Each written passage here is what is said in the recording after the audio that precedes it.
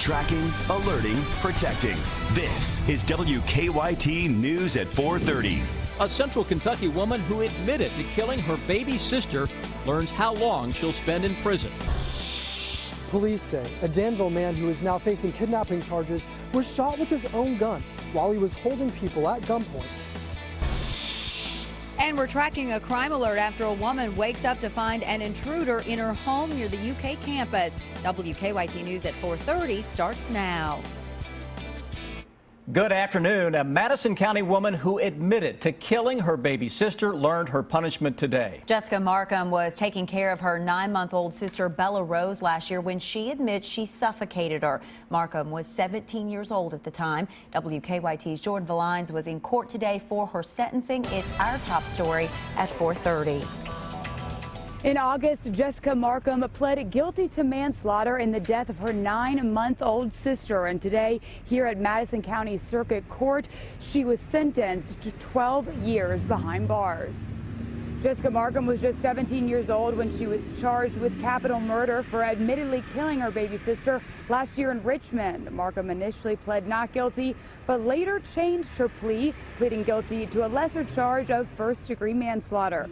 Prosecutors recommended that Markham serve 12 years in prison for the manslaughter charge, and today in court, Chief Circuit Judge Jean Loudge sentenced Markham to 12 years for the 2013 suffocation death of her baby sister, Bella Rose. Now, we spoke with the family off camera, and they told us that they still love their daughter and they wish that none of this would have ever happened. Markham's attorneys did decline to comment on this case. In Madison County, Jordan Valines, WKYT. Well, because of the violent nature of this crime, Markham will have to serve at least 85% of her sentence. We are learning more this afternoon about why a Central Kentucky man was arrested for kidnapping overnight. It happened about 1 this morning on Upper Street in Danville. 34-year-old Maurice Stitt is facing several charges, including kidnapping and wanton endangerment. Police say that he was shot in the hand while holding people at gunpoint in the home. WKYT's Mark Barber has reaction from a concerned neighbor in this Crime Tracker report. Neighbors here on Upper Street in Danville say usually the street is very quiet, so they were shocked when around 1 o'clock this morning, a man ran door to door asking for help, saying he had been shot. He said that somebody was trying to kill him, and he asked my dad could he come in, and my dad told him no, and he was like, is anybody home next door? And my dad was like, yeah, I think so. Then he left, and then like 2 seconds later, the cops pulled up. Tori Alcorn and many others who live nearby say they were shocked when the man stumbled onto their doorsteps. Thinking he was a victim, neighbors say they were even more surprised when he was arrested. 34-year-old Maurice Stitt is charged with 3 counts of kidnapping, 2 counts of first-degree wanton endangerment, terroristic threatening, and public intoxication. While details are still limited, police are saying that he is charged with kidnapping because he was holding people in a home at gunpoint. Investigators tell us when another man in the home started struggling with Stitt, someone squeezed the trigger and Stitt was shot in the left hand. After he was shot, neighbors say he showed up at their doors. It does scare me a little bit because you hear about all this stuff around like town, like in different counties, especially like in Lexington or Louisville, and I wouldn't expect it to hit at home. Stitt declined our request for a jail interview. He is being held at the Boyle County Detention Center. In Danville, Mark Barber, WKYT. At this time, police are not releasing the names of anyone else who were in the home. No arrests have been made after an early morning home invasion. A woman told police that she woke up to find a man inside her Crescent Avenue home just before 5 this morning. Police say he was startled by the woman and took off running, but not before stealing 3 purses. 4 women live in that house near the UK campus. We are dealing with another day of wet weather here in the Bluegrass. It's just a beautiful day out there, isn't it? Well, the last round of showers finally moving out soon, and we hope to have at least one day here that'll be pretty nice.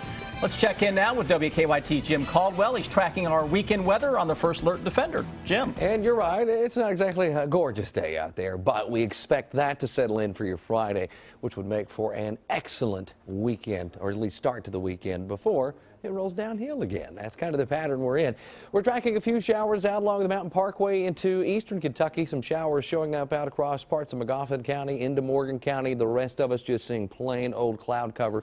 A lot of low-hanging clouds as well. That means maybe some sprinkles also thrown into the mix, a little mist, just not exactly, as they said, a pretty day. But there is a clearing line out there already starting to clear the skies out toward Paducah, getting into Nashville, close to Bowling Green. And guess what? You can watch those clouds continue to erode away, and they're heading right toward us here in central Kentucky, southern Kentucky as well. Just give it a few more hours. Problem is, it comes during the overnight, which will allow us to cool off to some pretty chilly levels. On our 3-day threat track, we look ahead, and Friday, for the first time since we started doing the 3-day threat track, it says none whatsoever. Tomorrow looks absolutely spectacular. Dry, sunny, a little on the breezy side.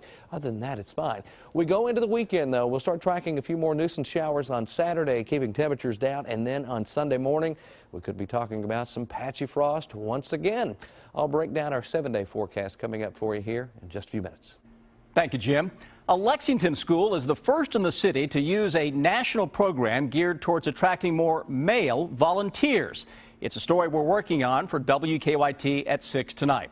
When parents pull up to leave students off at Mill Creek Elementary, they're often greeted by men wearing sweatshirts that say watchdogs. Charlie Lanner, a father of 2 students at Mill Creek Elementary, is a watchdog and says it has spread beyond the dads of the students. And if it's not dads, grandparents, uncles. We've got guys in our group that are not the father, they're the grandfather or they're the uncle. And you know, the idea is just to get as many positive male role models as we can, and then try to get different activities we can do that the kids will enjoy.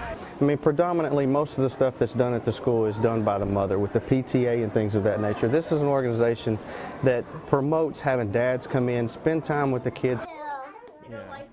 Watchdogs are not at the school primarily for discipline. Their role has a much larger purpose, and we'll explore that tonight at 6 o'clock. This is so great to see. I remember my mom was, you know, a homeroom mom, but this is so great to see the dads.